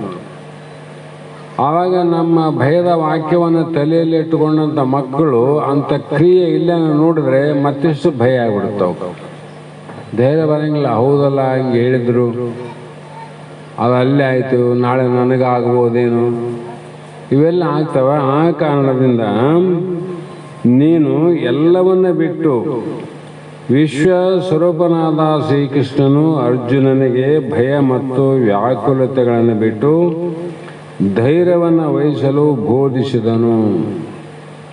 ಧೈರ್ಯ ಹೇಳಬೇಕು ಮಕ್ಕಳಿಗೆ, ಮನೆಗಿದ್ದವರಿಗೆ, ತಂದೆ ತಾಯಿ, ಕುಟುಂಬದಲ್ಲಿ ಪ್ರತಿಯೊಂದು ಧೈರ್ಯದ ಮಾತಿರಬೇಕು. ಯಾವುದೇ ಕುಟುಂಬ ಇರಲಿ. ಅದಕ್ಕೆ ನಮ್ಮ ರಾಜುಗೆ ಇವತ್ತೊಂದು ಮಾತು ಹೇಳ್ತಿದ್ದೆ, ತಮ್ಮ ಈಗ ನಾವು ಒಂದು ಇದರಲ್ಲಿ ಕುಂತೀವಿ ಅಂದರೆ ಟಾಂಗಾದಲ್ಲಿ ಕುಂತೀವಿ, ಎಲ್ಲಿಗೂ ಹೋಗ್ಬೇಕಾಗ್ಯದ, ಆ ಸಮಯ ಆಗ್ಯದ, ಅರ್ಜೆಂಟ್ ಹೋಗ್ಬೇಕಾಗ್ಯದ. ಈಗೇನು ಮಾಡಬೇಕು? ಟಾಂಗ ಬೇಗ ಓಡ್ಬೇಕಲ್ಲ, ಟಾಂಗ ಓಡಬೇಕು. ಟಾಂಗ ಓಡ್ಬೇಕಾದ್ರೆ ಅದು ಬಂಡಿಗೆ ಹೊಡಿಬೇಕು, ಕುದುರೆಗೆ ಹೊಡಿಬೇಕು, ಯಾವುದು ಕುಡಿಬೇಕು? ಕುದುರೆಗೆ ಹೊಡಿಬೇಕಿದ್ರೆ ಅದಕ್ಕೆ ಹೊಡೆದ್ರೆ ಮತ್ತೆ ಬಂಡಿನೇ ಮುರಿದೋಗ್ತದ, ನಮ್ಮ ದಾರಿನೂ ಸಾಗೋದಿಲ್ಲ. ಹೌದಿಲ್ಲ? ಯಾಕಂದರೆ ಕುದುರೆ ನಮ್ಮನ್ನು ಕರ್ಕೊಂಡು ಹೋಗೋದು, ಬಂಡಿ ಅಲ್ಲ. ಬಂಡಿಯಾಗ ಸುಮ್ಮನೆ ಕುಂತೀವಿ ಅಷ್ಟೇ, ಕರ್ಕೊಂಡು ಹೋಗೋದು ಯಾವುದು? ಕುದುರೆ. ಅದಕ್ಕೆ ಶರೀರ ಅಂತಕ್ಕಂಥದ್ದು ಒಂದು ರಥ ಅಥವಾ ಒಂದು ಬಂಡಿ ಇದ್ದಂಗೆ ಅಂತಿದ್ವಿ. ಇದು ಬಂಡಿ ಅಷ್ಟೇ, ಕುಂದ್ರಕ್ಕಾದ ನಮಗೆ. ಇದರೊಳಗೆ ಸಾರಥಿ ಮನಸ್ಸು ಅನ್ನೋದಾದಲ್ಲ, ಆ ಮನಸ್ಸು ನಮ್ಮನ್ನು ಕುದುರೆ ಹೆಂಗ ಬಂಡಿನ ಕರ್ಕೊಂಡು ಹೋಗ್ತದ, ದೇಹವನ್ನು ಕರ್ಕೊಂಡು ಹೋಗ್ತದ ಮನಸ್ಸು. ಹೌದಿಲ್ಲ? ಅಂದರೆ ಹುಡುಗರಿಗಾಗಲಿ ದೊಡ್ಡವ್ರಿಗಾಗಲಿ ದೇಹಕ್ಕೆ ಬಡಿಬೇಕು, ನಮ್ಮ ಮನಸ್ಸಿಗೆ ಬುದ್ಧಿ ಹೇಳಬೇಕು. ಮನಸ್ಸಿಗೆ ಬುದ್ಧಿ ಹೇಳಬೇಕು. ನಾವೇನು ಮಾಡ್ತೀವಿ? ಮನಸ್ಸಿಗೆ ಅವಕ್ಕೆ ಸಾವಧಾನದಿಂದ ಬುದ್ಧಿ ಹೇಳಲಾರ್ದ ಆ ಶರೀರಕ್ಕೆ ದಂಡನ ಮಾಡಕ್ಕೆ ಹೋದರೆ ನಿಷ್ಪ್ರಯೋಜನ ಅಂತ. ಅದಕ್ಕಾಗಿ ಆ ಮನಸ್ಸುಗಳು ಎಲ್ಲಿ ಮುಟ್ಟಬೇಕಾಗಿಲ್ಲ ಅಲ್ಲಿ ಬೇಗ ಹೋಗ್ಬೇಕಾದ್ರೆ ಆ ಮನಸ್ಸಿಗೆ ತಿಳುವಳಿಕೆ, ಮನಸ್ಸಿಗೆ ಬುದ್ಧಿ, ಮನಸ್ಸಿಗೆ ಧೈರ್ಯ, ಆ ಮನಸ್ಸಿಗೆ ಶಾಂತಿಯನ್ನು ಕೊಟ್ಟಾಗ ಅದು ಹೆಂಗೆ ಕುದುರೆ ಹೋಗ್ತದ, ಅದ್ರಂಗೆ ಅವರು ಎಲ್ಲಿ ಹೋಗ್ಬೇಕಾಗ್ಯದ ಅವ್ರು ಅಲ್ಲಿ ಹೋಗ್ತಾರೆ. ಹಾಗಾಗಿ ಇದು ಆತ್ಮಜ್ಞಾನದಿಂದಲೂ ಆತ್ಮನ ಪ್ರಾಪ್ತಿಯಿಂದಲೂ ಧೈರ್ಯ ಉಂಟಾಗುತ್ತದೆ. ಅಂಥವನು ಮೃತ್ಯುವಿನ ಭಯಂಕರ ರೂಪವನ್ನು ನೋಡಿ ಸಹ ಹೆದರದೆ ಮೃತ್ಯುಂಜಯನಾಗುತ್ತಾನೆ. ಯಾರಿಗೆ ಆತ್ಮಜ್ಞಾನದ ಅವಸ್ಥೆ ಪ್ರಾಪ್ತಿಯಾಗ್ಯದ, ಯಾರಿಗೆ ಆತ್ಮಜ್ಞಾನದ ಪ್ರಾರ್ಥನೆ ಅಂದರೆ ನೆನಪು ಅಂತ, ಸದಾ ನೆನಪು ಆದ ಅವರಿಗೆ ಧೈರ್ಯ ಉಂಟಾಗ್ತದೆ ನೋಡ್ರಿ. ಕೆಲವು ಸಂದರ್ಭದಲ್ಲಿ ಬಹಳ ಹೀನಾಯವಾದ ಸಹಿಸಲಾರದ ಕಷ್ಟಗಳು ಬರ್ತಾವ, ಕಣ್ಣೆದುರಿಗೆ ಆಗಿ ಹೋಗ್ತಾವ. ಅಂತಹ ಸಂದರ್ಭದಲ್ಲಿ ಧೈರ್ಯ ಬರಬೇಕಾದ್ರೆ ಆತ್ಮಜ್ಞಾನದ ಬಲ ಇರಬೇಕು. ಇಲ್ಲಾಂದ್ರೆ ಹೆಂಗಾಗ್ತದೆ? ಆಗೋದಿಲ್ಲ ಅಂತ. ಹಾಗಾಗಿ ಅಂಥವನಲ್ಲಿ ಆತ್ಮ ಬಲವು ಪ್ರಕಟವಾಗಿ ಜಡವಾದ ಪ್ರಕೃತಿಯು ಬಲಕ್ಕಿಂತಲೂ ಚೇತನವಾದ ಆತ್ಮನ ಬಲವು ಶ್ರೇಷ್ಠವಾದದ್ದು. ನಮ್ಮ ರಾಜರ ಬಲಾದ, ಮಂತ್ರಿ ಬಲಾದ, ಪ್ರಧಾನಿ ಬಲಾದ, ಇಂಥ ಶ್ರೀಮಂತನ ಬಲಾದಂತ ಇರಬಹುದು, ಎಲ್ಲ ಇದ್ದು ಚೈತನ್ಯದ ಆತ್ಮಬಲ, ನಾನು ಪರಮಾತ್ಮ ಇದ್ದೇನೆ ಅನ್ನೋ ಬಲ ಅವನಿಗೆ ಇದ್ದಿಲ್ಲ ಅಂದರೆ ಏನಿದ್ದೊಡೆಯನು, ಏನಿದ್ರು ನಿಷ್ಫಲ ಅಂದರು. ಅಲ್ಲಿಗೆ ಹೋಗ್ಬೇಕಲ್ಲ. ಆ ಬಲ ಬರೋವರೆಗೂ ಯಾರಿಗೂ ಧೈರ್ಯ ಬರಂಗಿಲ್ಲ ನೋಡ್ರಿ, ಆ ಬಲ ಬೇಕು. ಹಾಗಾಗಿ ಈ ಒಂದು ಪ್ರಸಂಗದಲ್ಲಿ ಬೆಳಕು ಬರುತ್ತಲೇ ಕತ್ತಲೆಯು ಹೂಡಿ ಹೋಗುವಂತೆ ಮೊದಲಿದ್ದ ಅಜ್ಞಾನವು ಅಜ್ಞಾನ ಕಾರ್ಯವಾದ ಭಯವು ಅತ್ಯಂತಿಕವಾಗಿ ನಿವೃತ್ತಿಯಾಗುತ್ತದೆ. ಅತ್ಯಂತ ನಿವೃತ್ತಿ ಎಲ್ಲಿ ಆಯಿತು? ದುಃಖ ಅಂದರೆ ಅಲ್ಲಿ ಪರಮಾನಂದ ಪ್ರಾಪ್ತಿ ಆಯ್ತು ಅಂತ ಅರ್ಥ. ಬೆಳಕು ಬಂತು ಅಂದ್ರೆ ಏನರ್ಥ? ಕತ್ತಲು ಹೋಯ್ತು ಅಂತ ಅರ್ಥ. ಬೆಳಕು ಬಂದಾಗ ಸೂಚನೆ ಏನು? ಕತ್ತಲು ಹೋದದ್ದೇ ಸೂಚನೆ. ಇಲ್ಲಿ ನಮಗೆ ಜ್ಞಾನ ಬಂದದ ನಮ್ಮಲ್ಲಿ ಅನ್ನೋದಕ್ಕೆ ಆ ಧೈರ್ಯ ಯಾವಾಗ ಬಂತಿಲ್ಲ ನಮ್ಮಲ್ಲಿ ಆತ್ಮಜ್ಞಾನದ ಬಲ ಬಂದದಂತ. ಯಾವಾಗ? ಜನನ ಮರಣ ಪರ್ಯಂತರವಾಗಿ. ಆ ಮರಣವು ಸಹ ಮರಣ ತಪ್ಪಂಗಿಲ್ಲ, ಅದಂತೂ ಶಾಶ್ವತ ತಿಳ್ಕೊರಿ.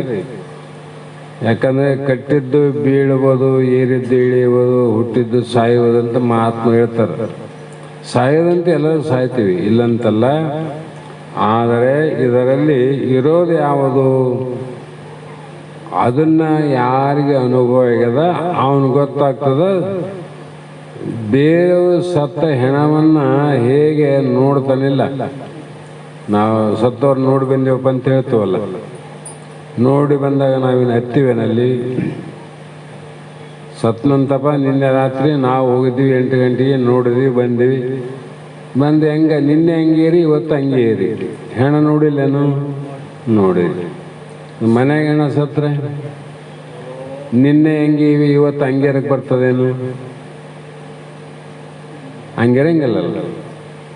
ಮಂದಿ ಮನ್ಯಾಗ ನೋಡಿದಾಗ ನಿಮ್ಮ ಮನೆಗೆ ಹೆಂಗಿದ್ದಿ, ನಮ್ಮ ಮನೆಯಾಗ ಆದಾಗ ನಾವು ಹಂಗೆ ಇರ್ಬೇಕು ನೋಡು. ಅದು ಆತ್ಮಜ್ಞಾನ.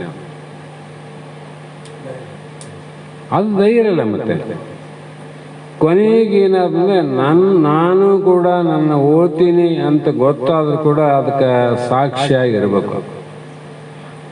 ಮನೆಯವರೋದು ಬೇರೆ, ನೀನು ಸಾಯ್ತೀನಿ ಅಂದಾಗ ನಾ ಸಾಯವನಲ್ಲ ಅನ್ನುವಂತೆ ಇಲ್ಲಿ ಕೂಡ ಅನೇಕ ಮಾತುಗಳನ್ನು ಮಾತ್ರ ಇಲ್ಲಿ ಹೇಳ್ತಾ ಬಂದರು.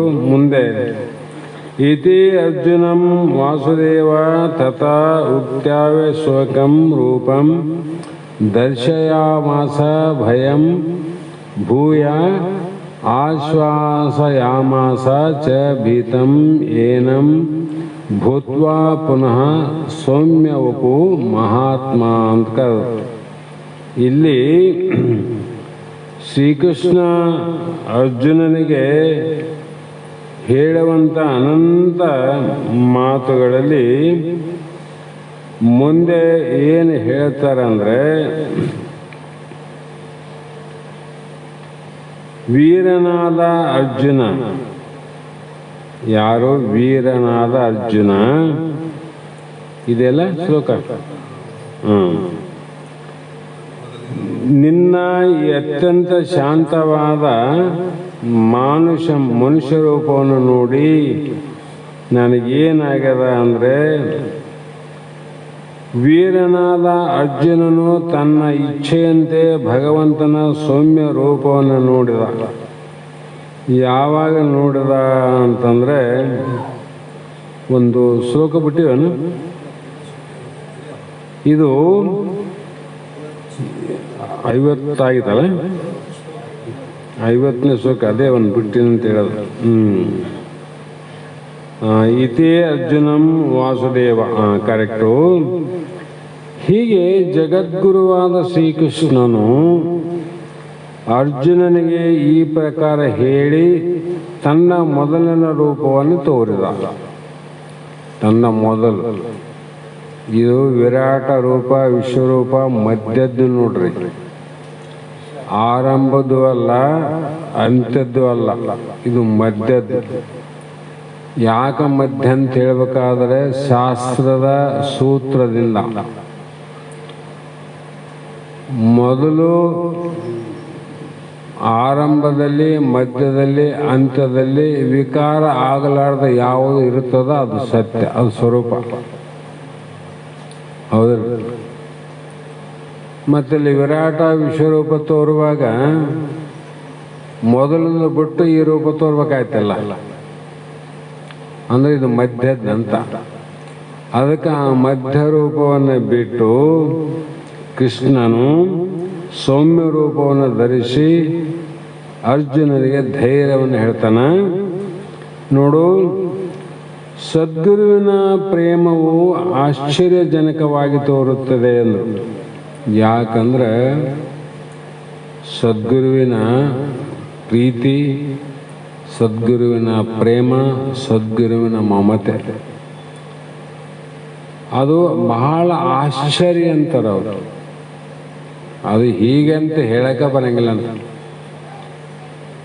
ಅದಕ್ಕೆ ಅವ್ರು ಹೇಳಿದ್ರು, ತಂದೆ ನೀನು, ತಾಯಿ ನೀನು, ಬಂಧು ನೀನು, ಬಳಗ ನೀನು, ನೀನಲ್ಲದೆ ಮತ್ತಾರು ಇಲ್ಲ. ಒಂದ್ಸಲ ತಂದೆ ರೂಪಾಗಿ ಅವನು ಪ್ರೀತಿ ಮಾಡ್ತಾನೆ, ಒಂದ್ಸಲ ತಾಯಿ ರೂಪಾಗಿ ಮಾಡ್ತಾನೆ ಪ್ರೀತಿ, ಒಂದೊಂದು ಸಲ ಬಂಧು ಬಳಗದ ರೂಪಾಗಿ ಪ್ರೀತಿಯನ್ನು ಮಾಡ್ತಾರೆ. ಹಾಗಾಗಿ ಯಾವ ಉಪಾಧಿಯೂ ಇಲ್ಲದೆ ಚೇತನ ಸ್ವರೂಪನಾದ ಶ್ರೀಕೃಷ್ಣನು ತನ್ನ ನಿರುಪಾಧಿಕ ಸ್ವರೂಪವಾದ ವಿಶ್ವರೂಪವನ್ನು ನೋಡುವ ಶಕ್ತಿಯನ್ನು ಸಹ ಕೊಟ್ಟು ಸ್ಪಷ್ಟವಾಗಿ ತೋರಿಸಿದ ಮೊದಲು. ಈಗ ಅದು ಅರ್ಜುನನಿಗೆ ಚೆನ್ನಾಗಿ ಕಾಣಲಿಲ್ಲ, ಅರ್ಜುನನಿಗೆ ಚಲೋ ಕಾಣಲಿಲ್ಲ. ಏಕೆಂದರೆ ಅಂದ ಚಂದೆಲ್ಲವೂ ಉಪಾಧಿಯಲ್ಲಿಯೇ. ಇಲ್ಲಿವರೆಗೂ ನಿನ್ನ ಅಂದ ಚಂದ, ಖಡ್ಗ, ತ್ರಿಶೂಲ, ಡಮರುಗ ಇವೆಲ್ಲ ನೋಡಿನಲ್ಲ, ಇವೆಲ್ಲ ಉಪಾಧಿಯಿಂದಲೇ. ಆ ಕಾರಣ ಉಪಾಧಿ ರಹಿತ ಚೇತನದಲ್ಲಿ ಯಾವ ಅಂದ ಚಂದವೂ ಇರುವುದಿಲ್ಲ. ಉಪಾಧಿ ರಹಿತ ಆತ್ಮನಲ್ಲಿ ಅಂದನೇ ಇಲ್ಲ, ಚಂದನೇ ಇಲ್ಲ. ಯಾಕಂದ್ರೆ ಉಪಾಧಿಗೆ ಅಂದ ಚಂದ ಮಾಡಕ್ ಬರ್ತದೆ. ಮನೆ ಗೋಡೆ ಅದಂದ್ರೆ ಬಣ್ಣ ಬಿಡಕ್ ಬರ್ತದೆ. ಬೈಲಿಗೆ ಏನು ಬಣ್ಣ ಬಿಡ್ತೀರಿ? ಬೈಲಿಗೆ ಏನು ಬಣ್ಣ ಬಿಡಕ್ ಬರೋಂಗಿಲ್ಲ. ಅದಕ್ಕಾಗಿ ಈ ಅಂದ ಚಂದ ಯಾವಾಗ ಉಪಾಧಿ ಆದಂದ್ರೆ, ಉಪಾಧಿ ವಿಕಾರ ಆದಾಗ ಇವರ ಅಂದ ಚಂದ ಕೆಟ್ಟು ಹೋಗ್ತಾವ. ಮನೆ ಸೀಳ್ತಂದ್ರೆ ಈ ಸಿಮೆಂಟ್ ಸೀಳ್ತದ, ಬಣ್ಣನೂ ಸೀಳ್ತದ, ಹೌದು. ಅದರಂತೆ ಯಾರಾದರೂ ಶುದ್ಧವಾದ ವಸ್ತುವನ್ನು ನೋಡಿ ಅದರಲ್ಲಿ ದೋಷವನ್ನು ಎಣಿಸುವಂತೆ, ಪರಿಶುದ್ಧವಾದ ರತ್ನವನ್ನು ನೋಡಿ ಅದರಲ್ಲಿಯೂ ದೋಷವನ್ನು ಎಣಿಸುವಂತೆ, ಸುಂದರವಾದ ಸತ್ವಗುಣ ಸಂಪನ್ನಳಾದ ಸ್ತ್ರೀಯನ್ನು ನೋಡಿ ಅವಳಲ್ಲಿಯೂ ಕೂಡ ದೋಷ ಎಣಿಸುವಂತೆ ಅರ್ಜುನನ ಮನಸ್ಸಿನ ಸ್ಥಿತಿಯಾಯಿತು. ಅವನು ತನ್ನ ಸಂಸ್ಕಾರ ಅನುಸಾರವಾಗಿ ಏನಂದ, ಈ ವಿಶ್ವರೂಪ ಚೊರೆಲ್ಲ ಬಂದ. ದೋಷ ನೀನೇನು ರುಂಡಮಾಲೆ ಧರಿಸಿದ್ದೀಯ, ದೋಷ ಇಲ್ಲ. ಅಲ್ಲಿ ಒಂದು ಕೊರಳ ಸರ್ಪ ಹಾಕಿದ್ದಲ್ಲ, ದೋಷ ಇಲ್ಲ. ತ್ರಿಶೂಲ ಹಾಕಿದ್ದಿ, ವಿನಾಶ ಇಲ್ಲ ಅಲ್ಲಿ. ಇವೆಲ್ಲ ನೋಡಿದ್ರೆ ನನಗೆ ನೀನು ಪರಮಾತ್ಮ, ದೋಷ ಇಲ್ಲ. ಒಬ್ಬ ಸ್ತ್ರೀಯಲ್ಲಿ ದೋಷ ಇಲ್ಲ, ಪರಿಶುದ್ಧ. ಆದರೂ ದೋಷವನ್ನು ಎಣಿಸಿದಂತೆ ದೋಷ ಹುಡುಕಡ್ಬೇಕಾಯ್ತು. ನೋಡು, ನೀನು ನಿರ್ದೋಷಿದ್ದಿ, ಆದರೆ ದೋಷವನ್ನು ಹುಡುಕ್ಬೇಕಾಯ್ತು. ಹಾಗಾಗಿ ವಿಶ್ವರೂಪ ಚೆನ್ನಾಗಿಲ್ಲೆಂದು ಶ್ರೀಕೃಷ್ಣನು ಅರ್ಜುನನ ಮೇಲಿರುವ ವಾತ್ಸಲ್ಯದಿಂದ ಯಾರಿಂದಲೂ ತೋರಿಸಲಾಗದ ವಿಶ್ವರೂಪವನ್ನು ತೋರಿಸುವುದು ಎಂಬ ಮಹಾ ಉಪಕಾರ ಮಾಡಿದ. ಯಾರಿಂದ ತೋರ್ಸಕ್ಕೆ ಬಂತೇನಿದು? ಯಾರಿಂದ ಬರೋದಿಲ್ಲ ಅಂತ. ಅಂಥದ್ದು ಶ್ರೀಕೃಷ್ಣ ತೋರಿಸ್ತಾನಂದ್ರೆ ಮಹಾ ಉಪಕಾರ ಮಾಡದಂತೆ. ಇಂಥ ಉಪಕಾರವನ್ನು ಯಾರೂ ಮಾಡಲಾರರು. ಯಾರು ಮಾಡಲಾರರು ಅಂದರೆ ಕೃಷ್ಣ ಒಬ್ಬನೇ ಅಂತ ಅರ್ಥ ಅಲ್ಲ. ಅಂತ ಶ್ರೀಕೃಷ್ಣನಂತ ಸದ್ಗುರುವಿನ ಸಾಮರ್ಥ್ಯ ಯಾರಿಲ್ಲದ ಅವರು ಮಾತ್ರ ಅಂತ ಅರ್ಥ ಮಾಡಬೇಕು. ಈಗಲೂ ಕೂಡ ಉಂಟು, ಮುಂದೆನೂ ಉಂಟು. ಆದರೆ ಚಿನ್ನದ ಒಂದು ಗಟ್ಟಿ ನಮಗೆ ದೊರಕಿದರೆ ಅದರಲ್ಲಿ ನಮ್ಮ ಇಷ್ಟ ಅನುಸಾರವಾಗಿ ಆಭರಣಗಳನ್ನು ಮಾಡಿಕೊಳ್ಳಬಹುದು. ಒಂದು ವೇಳೆ ಒಂದು ಆಭರಣವು ಸರಿಯಾಗಿ ಕಾಣದಿದ್ದರೆ ಅದನ್ನು ಕರಗಿಸಿ ಬೇಕಾದ ಮತ್ತೊಂದು ಆಭರಣವನ್ನು ಮಾಡಿಕೊಳ್ಳಬಹುದು. ಎರಡು ಮಾತು. ಚಿನ್ನದ ಗಟ್ಟಿ ಅದ, ಆದರೆ ನಮಗೆ ಬೇಕಾದ ಆಭರಣಗಳನ್ನು ಮಾಡಿಸ್ಕೊಳ್ಳೋಕೆ ಬರ್ತವೆ. ಆಭರಣ ಆದಮೇಲೆ ಅದು ಸರಿ ಕಾಣಲಿಲ್ಲ ಅಂದರೆ ಅದನ್ನು ಕರಗಿಸಿ ಮತ್ತೊಂದು ಆಭರಣನೂ ಮಾಡಕ್ಕೆ ಬರ್ತವೆ, ಇಲ್ಲಂತಿಲ್ಲ. ಹೀಗೆ ಆಭರಣಗಳೆಲ್ಲ ಚಿನ್ನವೇ ಮೂಲವಾಗಿರುವಂತೆ ಆಭರಣಗಳು ಮೂಲ ಏನದ ಬಂಗಾರ ಅದ.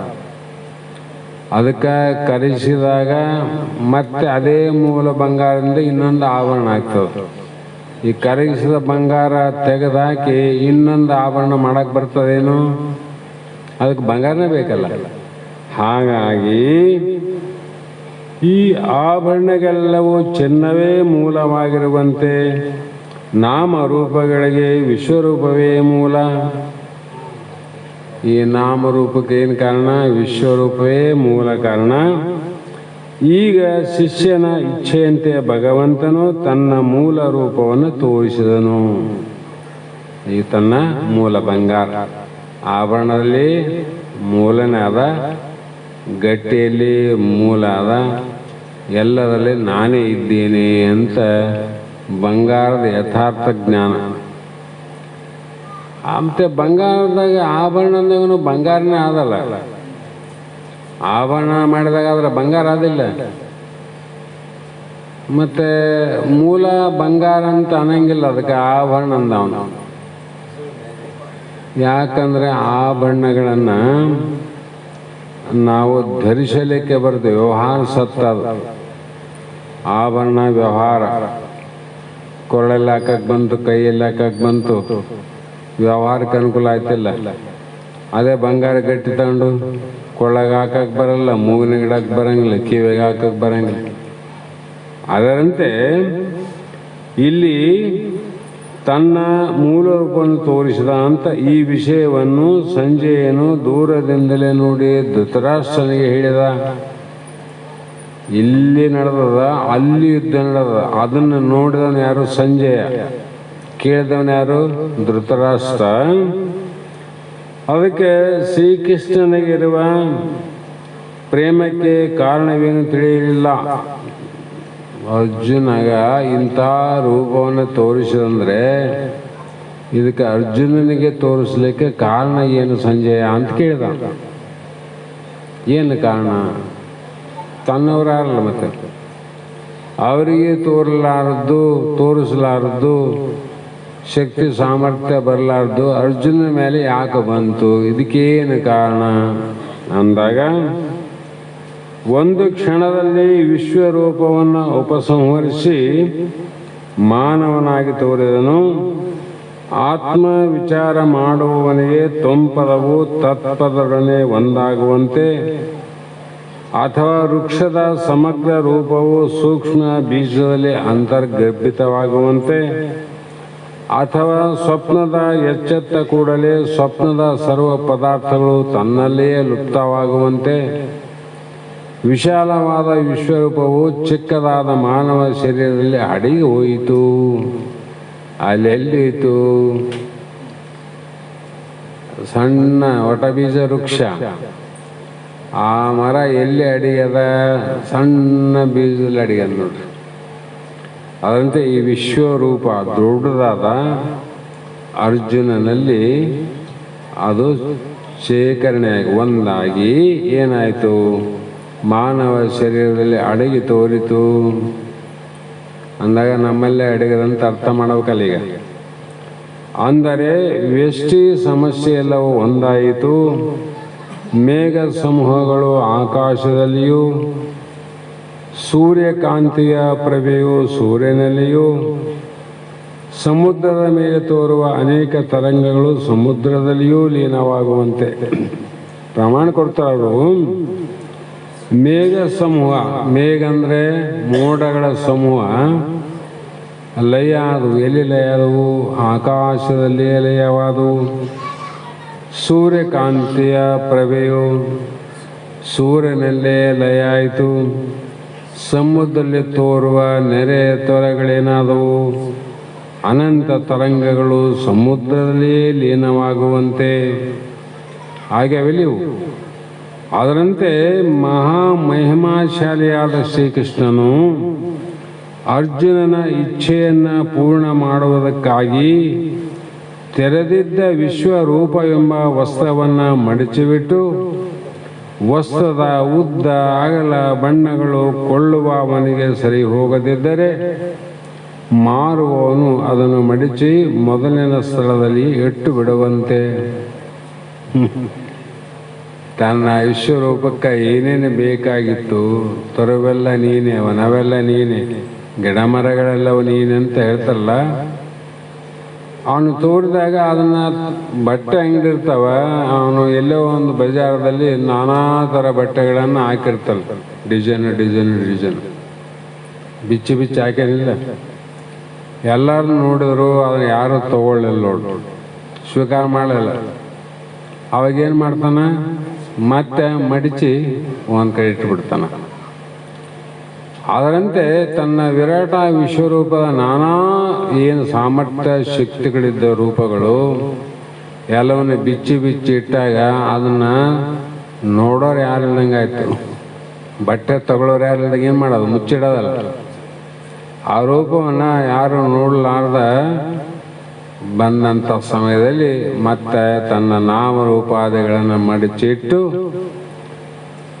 ವಸ್ತ್ರದ ಉದ್ದ ಅಗಲವನ್ನು ಸರಿ ಹೋಗದೆ ಎಲ್ಲಿ ಅಡಗಿತು ಅಂದರೆ ಉಗ್ರವಾದ ನೋಡಲಿಕ್ಕಾಗದ ವಿಶ್ವರೂಪವು ನೋಡಲಿಕ್ಕೆ ಆಗುವಂತೆ ಶಾಂತವಾಯಿತು. ಎಲ್ಲಿ ಶಾಂತ ಆಯಿತು? ಮೇಲೆ ಹೇಳಿರಲ್ಲ, ಅಲೆಗಳು ಸಮುದ್ರದ ಶಾಂತಿ ಆದಂತೆ ತನ್ನ ಮೂಲ ಸಮಸ್ಯೆಯಲ್ಲಿ ವ್ಯಷ್ಟಿ ರೂಪೇನದ ಎಲ್ಲಿ ಹಿಡಿತು? ಸಮಸ್ಯೆಯಲ್ಲಿ ಇಡಬೇಕಲ್ಲ. ಅದಕ್ಕೆ ನಮ್ಮವೆಲ್ಲ ವ್ಯಷ್ಟಿ ರೂಪ. ಯಾರೇ ಇರಲಿ, ಅಷ್ಟಮ ಸಿದ್ಧಿ ಪುರುಷರಲ್ಲಿ, ಶರಣರಲ್ಲಿ, ಸಂತರಲ್ಲಿ, ಮಾನವರಲ್ಲಿ, ಇವೆಲ್ಲವೂ ನಾಳೆ ಲಯ ಆದೊಂದು ಎಲ್ಲಿ ಸಮಸ್ಯೆ ರೂಪದಲ್ಲೇ ಆತಾವ. ಬೀಜದಾಗ ವೃಕ್ಷ ಅಡಿಗೆದಂತೆ ನಾವೆಲ್ಲಿ ಹೋದಲ್ಲಿ ನಮ್ಮ ಸ್ವರೂಪದಲ್ಲಿ ಅಡಗ್ತೇವು. ಹಾಗಾಗಿ ಇಲ್ಲಿ ಸ್ವಪ್ನದಲ್ಲಿ ಸ್ವರ್ಗಕ್ಕೆ ಹೋಗಿ ಬಂದ ಮನುಷ್ಯನು, ಎಲ್ಲಿ ಸ್ವಪ್ನದಲ್ಲಿ ಸ್ವರ್ಗಕ್ಕೆ ಹೋಗಿ ಬಂದ, ಎಚ್ಚರವಾಗುತ್ತಲೇ ವಿಸ್ಮಯನಾದಂತೆ. ಎಚ್ಚರ ಆದಾಗ ಅವನಿಗೆ ಆಶ್ಚರ್ಯ ಆಗ್ತದಿಲ್ಲ. ಅದರಂತೆ ಅರ್ಜುನನಿಗೆ ವಿಶ್ವರೂಪ ದರ್ಶನವು ಸ್ವಪ್ನವಾಯಿತು. ಸ್ವಪ್ನ ಆದರೆ ಸದ್ಗುರುವಿನ ಅನುಗ್ರಹವು ದೊರೆಯುತ್ತಲೇ ಅನಾತ್ಮ ಪದಾರ್ಥಗಳು ಸತ್ಯವೆಂಬ ಪ್ರಾಪಂಚಿಕ ಜ್ಞಾನವು ನಾಶವಾಗಿ ಬ್ರಹ್ಮವೇ ಸತ್ಯವೆಂಬ ವಾಸ್ತವಿಕ ತತ್ವ ಜ್ಞಾನವು ಲಭಿಸುವಂತೆ ವಿಶ್ವರೂಪವು ಸದ್ಗುರುವಿನ ರೂಪದಿಂದ ದರ್ಶನವಾಗುತ್ತಲೇ. ಯಾವಾಗ ಸದ್ಗುರುವಿನ ದರ್ಶನ ಆಗೋತಾನ ಈ ವಿಶ್ವರೂಪ ವಿರಾಟ ರೂಪ ಪ್ರಪಂಚನದ ಇದು ಅಡಗಬೇಕಾಗಿದ್ರೆ ಸದ್ಗುರುವಿನ ಕೃಪೆ ಆಗ್ಬೇಕು ನೋಡ್ರಿ. ಜ್ಞಾನಿಗಳು ಇದೇ ಪ್ರಪಂಚ ಕಂಡರ ಅವ್ರಿಗೇನು ಬದಲಾವಣೆ ಆಗಿಲ್ಲ ನೋಡ್ರಿ, ಏನು ಅನಿಸೇ ಇಲ್ಲ.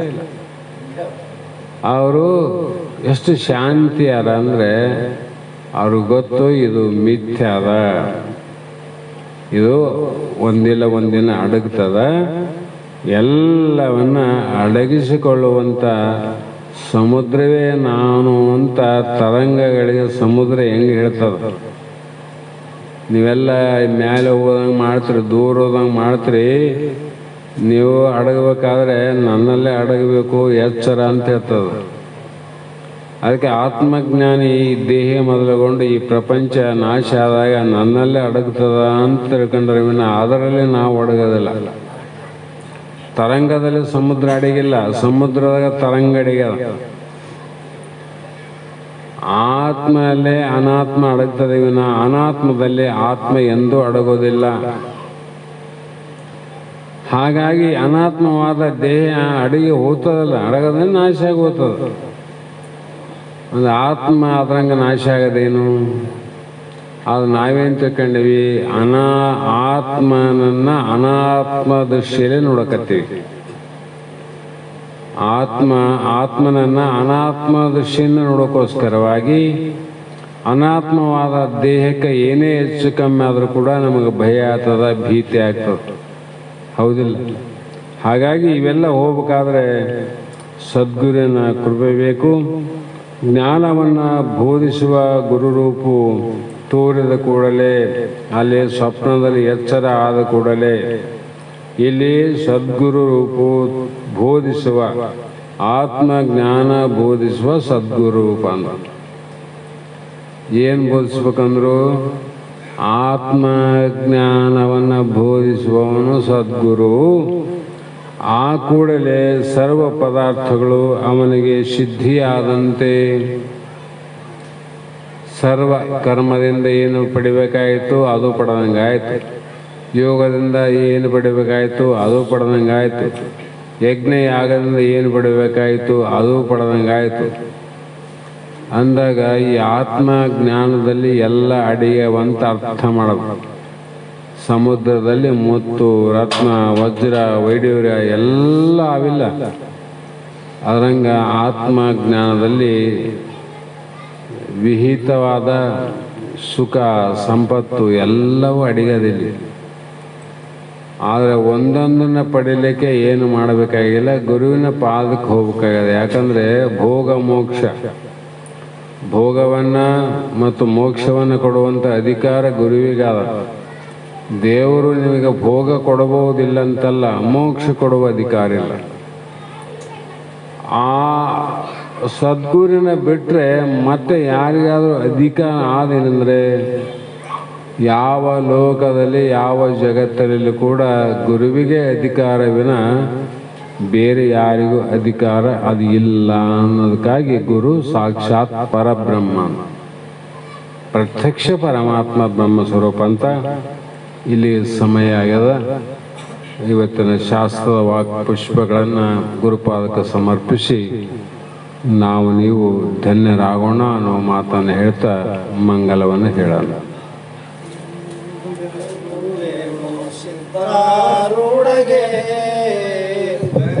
ಜನರ ದುಃಖವ ಕಳೆವ ಶಿವನ ರೂಪಗೆ, ದರೆಯ ಜನರ ದುಃಖವ ಕಳೆವ ಶಿವನ ರೂಪಗೆ, ಆರತಿಯನ್ನು ಬೆಳಗುವೇನು ಸಿದ್ಧಾರೂಢಗೆ, ದರೆಯ ಜನರ ದುಃಖವ ಕಳೆವ ಶಿವನ ರೂಪಗೆ, ದರೆಯ ಜನರ ದುಃಖವ ಕಳೆವ ಶಿವನ ರೂಪಗೆ, ಮೂರು ಜೀವಿಗಳಿಗೆ ಸಾಕ್ಷಿ ಆದ ದೇವಗೆ, ಮೂರು ಜೀವಿಗಳಿಗೆ ಸಾಕ್ಷಿ ಆದ ದೇವಗೆ, ಆರು ಮತದ ಮರ್ಮ ಅರಿತ ನಿಗಮಾನಿಷ್ಠಗೆ, ಆರತಿಯನ್ನು ಬೆಳಗುವೇನು ಸಿದ್ಧಾರೂಢಗೆ, ದರೆಯ ಜನರ ದುಃಖವ ಕಳೆದ ಶಿವನ ರೂಪಗೆ, ದರೆಯ ಜನರ ದುಃಖವ ಕಳೆವ ಶಿವನ ರೂಪಗೆ, ವಂಚಕ ಜನರು ಬೆಂಕಿ ಇಡಲು ಸಹಿಸಿದ ದೇವಗೆ, ವಂಚಕ ಜನರು ಬೆಂಕಿ ಇಡಲು ಸಹಿಸಿದ ದೇವಗೆ, ಪಂಚಾಕ್ಷರಿಯ ಮಂತ್ರವನ್ನು ಅರುಹಿದ ದೇವಗೆ, ಆರತಿಯನ್ನು ಬೆಳಗುವೇನು ಸಿದ್ಧಾರೂಢಗೆ, ದರೆಯ ಜನರ ದುಃಖವ ಕಳೆವ ಶಿವನ ರೂಪಗೆ, ದರೆಯ ಜನರ ದುಃಖವ ಕಳೆವ ಶಿವನ ರೂಪಗೆ, ಪಂಚಕೋಶ ಪಂಚಪಾಶಗಳ ಹರಸಿದ ದೇವಗೆ, ಪಂಚಕೋಶ ಪಂಚಪಾಶಗಳ ಹರಸಿದ ದೇವಗೆ, ಸಂಚಿತಾದಿ ಕರ್ಮವನ್ನು ದಯಿಸಿದ ದೇವಗೆ, ಆರತಿಯನ್ನು ಬೆಳಗುವೇನು ಸಿದ್ಧಾರೂಢಗೆ, ದರೆಯ ಜನರ ದುಃಖವ ಕಳೆವ ಶಿವನ ರೂಪಗೆ, ದರೆಯ ಜನರ ದುಃಖವ ಕಳೆವ ಶಿವನ ರೂಪಗೆ, ಓಂ ಚೈತನ್ಯಂ ಶಾಶ್ವತಂ ಶಾಂತಂ ವ್ಯೋಮಾತೀತಂ ನಿರಂಜನಂ ನಾದಬಿಂದು ಕಲಾತೀತಂ ಶ್ರೀ ಗುರವೇ ನಮಃ. ಶ್ರೀಮಜ್ಜಗದ್ಗುರು ಸಿದ್ಧಾರೂಢ ಮಹಾರಾಜ್ ಕಿ ಜೈ. ಶ್ರೀ ಸದ್ಗುರು ಶಿವಪುತ್ರ ಸ್ವಾಮಿ ಮಹಾರಾಜ್ ಕಿ ಜೈ. ಶ್ರೀ ಸದ್ಗುರು ಬಸವಾನಂದ ಸ್ವಾಮಿ ಮಹಾರಾಜ್ ಕಿ ಜೈ. ಶ್ರೀ ಸದ್ಗುರು ಅಭಿನವ ಮಹಾರಾಜ್